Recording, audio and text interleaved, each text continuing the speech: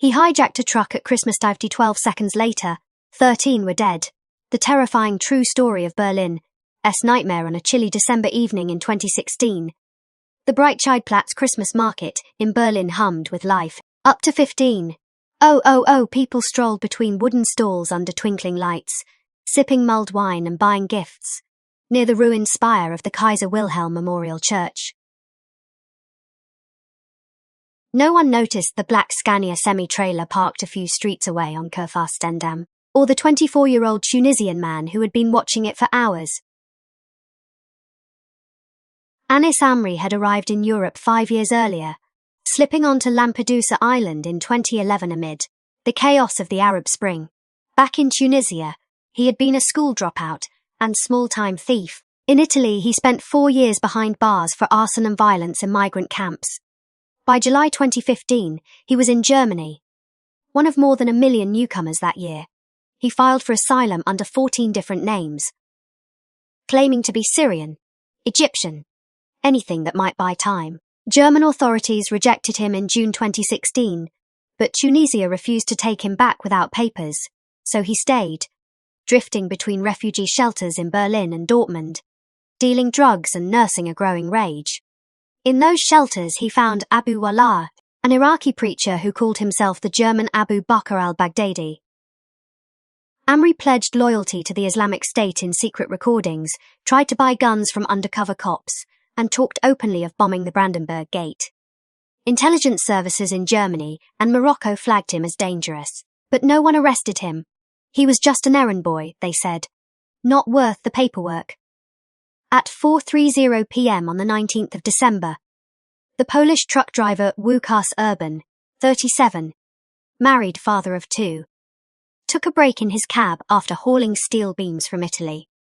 Amri climbed in, shot him once in the head with a .22 pistol bought on the dark web, and shoved the dying man into the passenger seat. GPS logs later showed the truck lurching through Berlin's streets as Amri learned to drive it.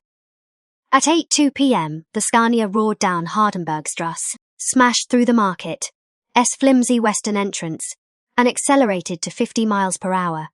For 12 seconds, it carved a 50-meter path of destruction, splintering stalls, hurling bodies, crushing lives. Then it reversed, tried to escape, and finally ground to a halt against its own automatic brakes and the weight of debris.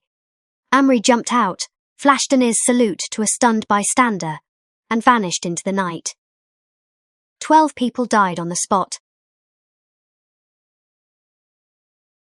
8 Germans, 1 Italian, 1 Israeli, 1 Pole, Ukasa, 1 Czech, 1 Ukrainian.